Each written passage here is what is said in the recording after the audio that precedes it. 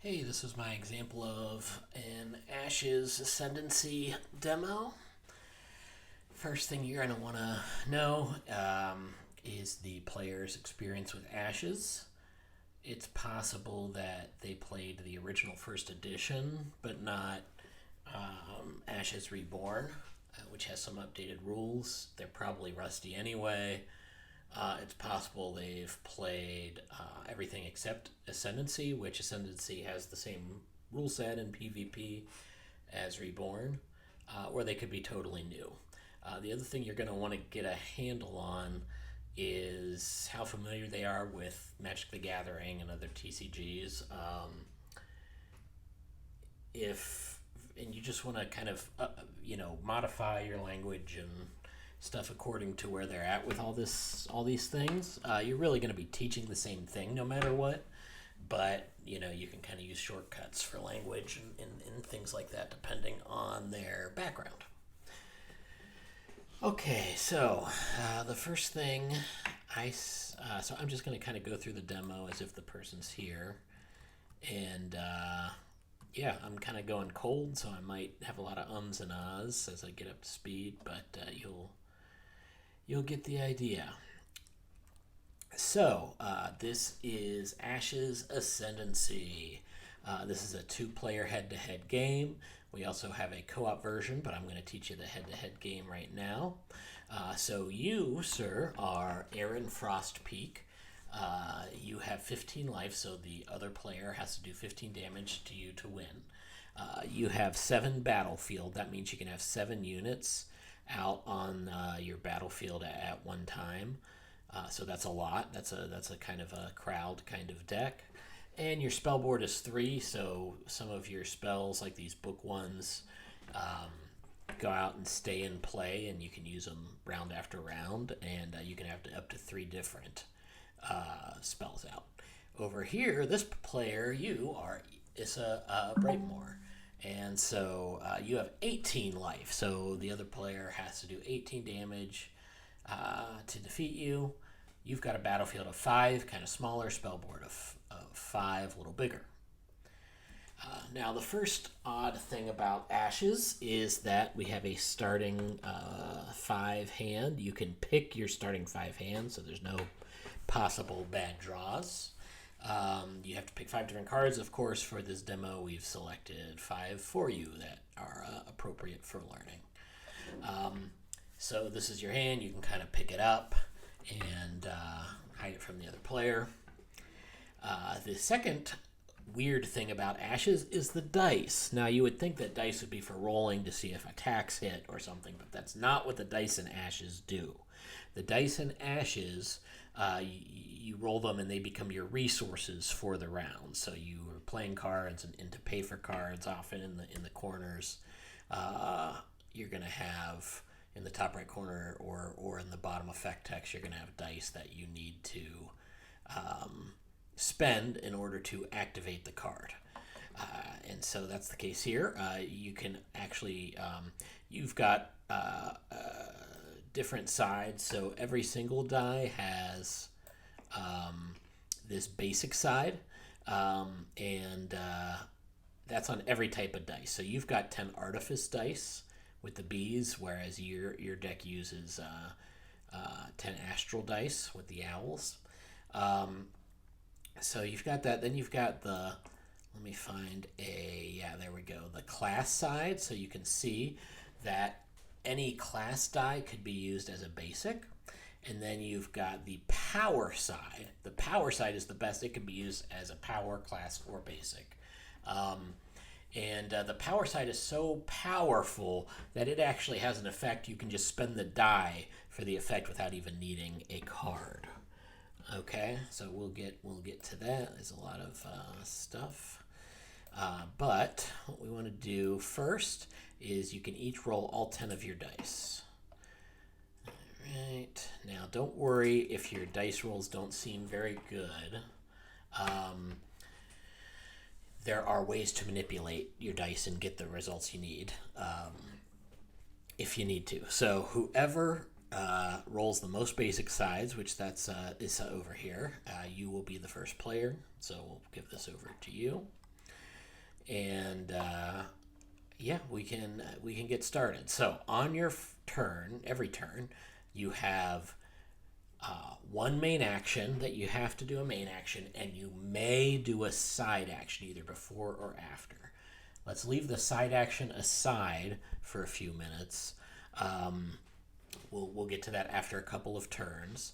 But a main action is basically either going to be attacking, which you can't do yet. You don't have any units out on the battlefield, or paying a main action cost. So you see in the top right of this card that compass kind of symbol. That's not a die you spend. That just means that you're spending your main action playing this card and getting it into play. So I would say pick maybe one of your 2 units or one of these book spells, and they all cost a main action. So this costs just a main action to put into play. That costs a main action and a class die, which you have. Yeah, I would do one of those 3 cards. Okay, you've gone with this one. All right, so that is a summon spell, Summon Spark Drone. So what you've done, you've spent your main action putting this into play. It's now on your spell board. Now, on a future turn, you can use the bottom part, and so we'll try that on your next turn. Okay, so that's a main action. Now, how about you? You want to do something similar? Oh, you just want to play the Javelineer. Okay, so this is an ally, so you can see it costs a main action. Costs your main action for the turn plus 1 power die, 1 owl. Now, you actually don't have any owls, so I'm going to tell you about one of the side actions you can do right now. That is meditating. To meditate, you just discard cards off the top of your deck, however many you want, and then change that many die to the power side. Let's see. Yeah. So you did that. That would be a side action. I'll re-explain that in a minute, but then you go ahead and pay for that. Just move it to your exhausted dice pool there. And yeah, that gets that out onto the board. All right. So we go back to you. How about now for your main action, you go ahead and do this, use this ready spell. Okay, so here's the cost to use this spell. If you read the bottom of the card, it costs your main action, and then you have to exhaust the card. So that's what that eyeball triangle thing means, is that you just put an exhaustion token on there. And now once it's exhausted, it doesn't have any text. Once a unit's exhausted, it can't attack or anything, etc. So this is all the exhaustion tokens will come off at the end of the round. But yeah, we have spent our main action and exhaust, and we spend a gear. So we can go ahead and do that. Of course, a B is also a gear because a B is everything. But we'll just spend the gear. And it says, let's do the effect. Place a Spark Drone Conjuration onto your battlefield. Okay, so a Spark Drone Conjuration, where anytime you need a conjuration, you're going to look in your conjuration pile and just find it. And so this is like things that can keep coming back. All right, so we'll put it out here. So you got 2 lines. You have your spell board with your ready spells, and then you have your battlefield, which is a line of your actual units in front of that, and then your Phoenixborn's not in either of those. Your Phoenixborn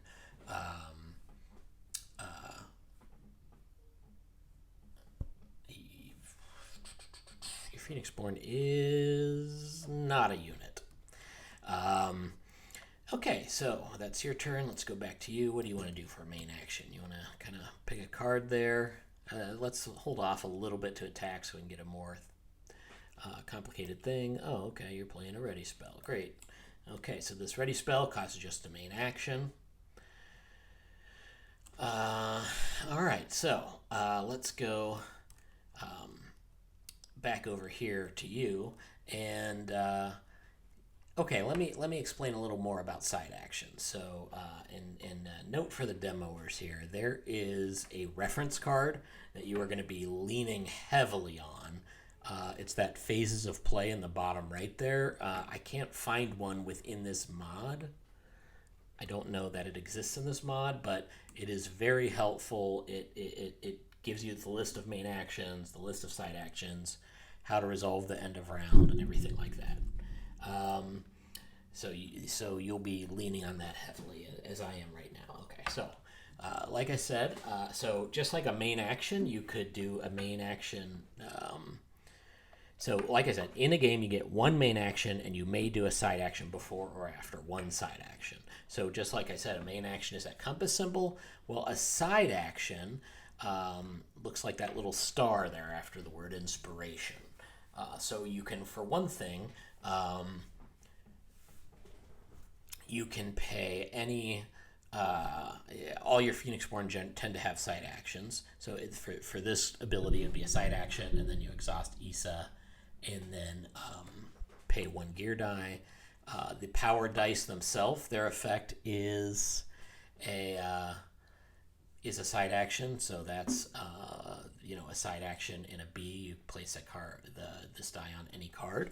So Artifice's whole thing is charges. So you could see if this spell was charged, you would get to upgrade some cards when you use it, things like that.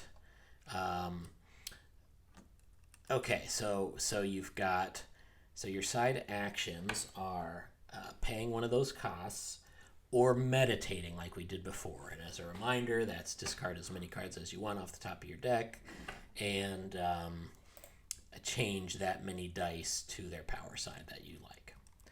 Okay, so what do you want to do for your turn? Let's see.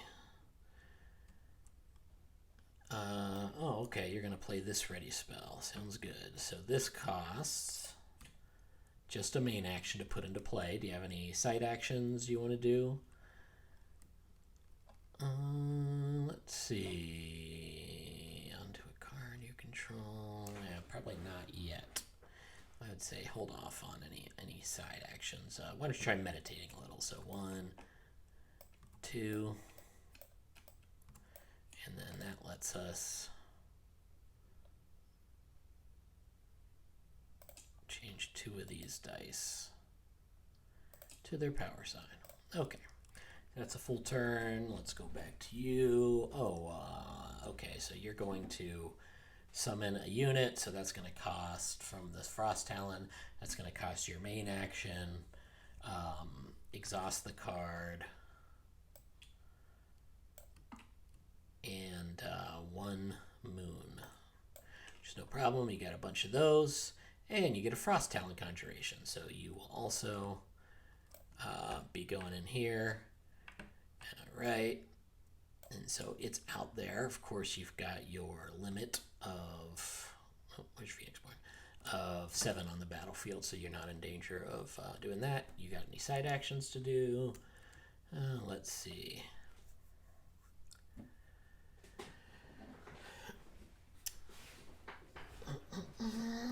Deal 1 damage to a target unit.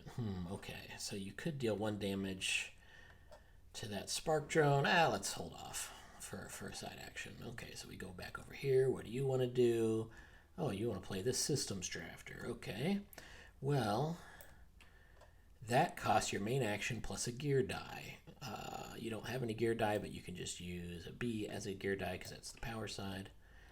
When this unit comes into play, remove 1 exhaustion token from a ready spell you control. So look at that. Okay, so this is now unexhausted and ready to use again, so that's cool. Any side actions? No? Okay. How about you? Oh, you're playing this for your main action, huh? Okay, that's a moon and a basic. You've got those. Go ahead and spend those. When this unit comes into play, if your Phoenixborn has an astral die on it. Okay. Okay, so let's rethink that a little bit. So let's get an astral die on there. You don't have a power die, which that's what the power die actually does, is place this die on a unit or Phoenixborn you control. So an astral die will prevent 1 damage. but you can only have one astral die on a card. Let's go ahead and use Aaron's ability as a side action before playing that unit, which is kind of a better version of the astral die power. So you exhaust Aaron, spend your side action, and a moon, and then you end up putting a die from your exhausted pool on here. So it could just be the one we spent. You're going to deal 1 damage, something you control. To a target unit and opponent controls. Like I said, a Phoenixborn is not a unit. This thing has got 2 life, so it's fine. It can just take the damage. All right, and then you go ahead and you put this into play. And your Phoenixborn has an astral die on it. Deal 1 damage to a target Phoenixborn and opponent controls. So there's our first damage on Issa. And what else did it say? Lower 1 die in that opponent's active pool 1 level. So that goes from a power down to a class. Okay, so that's a pretty good turn. That's a main and a side. Okay, let's see here. Let's say next you want to put a Thunder Hulk out. So that is your main action. You exhaust this card and you spend a gear and a basic. And we find a Thunder Hulk Conjuration. Nope. Nope. There we go. Alright, so this is cool. This unit cannot attack unless it is charged. So it's a strong unit, but you got to get a charge die on it. So let's say for the side action, let's use the Phoenixborn ability. So it costs a side action. You exhaust her.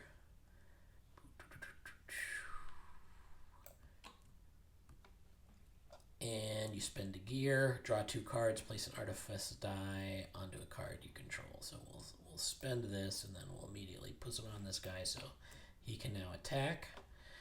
And you're also drawing 2 cards. Good for you. More stuff to look at. Okay. Let's go back here and let's see. Do you want to attack? Learn about attacking now? Yeah, sure. Okay, let's learn about attacking. Okay, so when you attack, first thing you're going to do is declare a target. You're either going to declare a Phoenixborn or 1 single unit. A single unit is the simplest. You pick a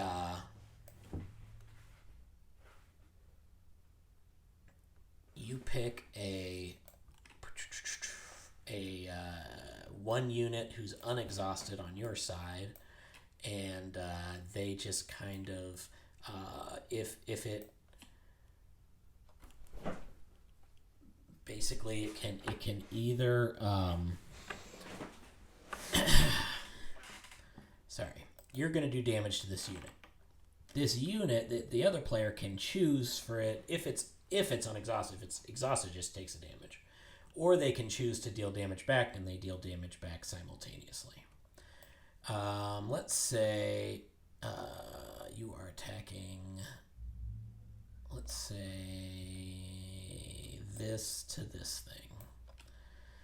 Now, once per round, and it has nothing to do with the exhaustion token on the Phoenixborn, but once per round, that's what this token is for. In real life, we usually just tilt the card sideways. Once per round, the Phoenixborn can jump in and take the damage. And they don't attack back, but they just can jump in and take the damage to protect a unit, just once per round. In this case, they can't, just because this says this unit cannot be guarded against, so it just is what it is. The Spark Drone has the ability to attack back or just and become exhausted, or to not attack back but stay unexhausted. In this case, they're going to be destroyed, so they're just going to might as well attack back. So 1 damage is enough to kill this thing. Put Put it back in the conjuration pile. Same with this. Back in the conjuration pile.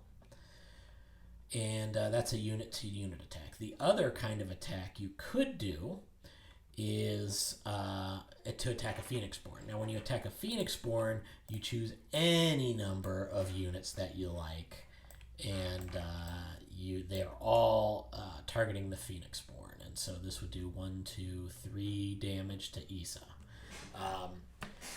Now, when you do that, the other player can block for the Phoenixborn with unexhausted units. So they can block for each unit you're attacking with. They can choose one defender to block with. The defender has to be unexhausted, and if they block, then they automatically attack back and exhaust themselves. They're not allowed to just jump in and take the damage. Let's say they didn't block, then both these guys would become exhausted from attacking, and you do that damage. All right, now what you're going to do is you're going to walk people through the whole rest of the round. So generally they're going to keep going until either their hand's empty or they're out of dice or both. Let's see, I do think we have one. Okay, this is a ready spell, so it's worth noting things you'll have to do to be clear.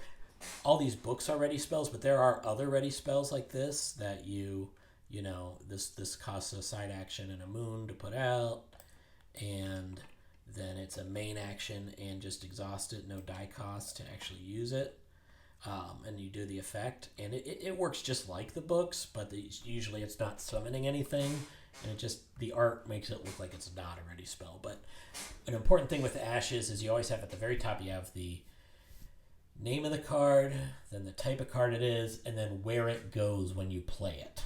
So you've got ready spells that go on the spell board. You will eventually find action cards and reaction cards that go to your discard. Reactions, it says when to play it. Action cards are always going to have a main or side action. Then there's also alteration spells, which go on a unit. So you just kind of attach it to the unit, and it's going to affect their stuff. So there is that. So that's an important thing to remember, is that it always says where to put it. A ready spell is going to say spell board. An ally is going to say battlefield. An alteration spell is going to say to put it on a unit. An action spell, reaction spell is going to say to put it in the discard. So players are going to go back and forth with their main and side action until they're out of cards, or they're out of dice, or both, and then eventually they pass. And the round goes until both players pass consecutively. So you can actually pass and come back in. You can also pass and still do a side action. Pass is a main action. So you could do a pass and a side action, a pass and a side action, and as long as they didn't pass their main action, they can come back in. But if people,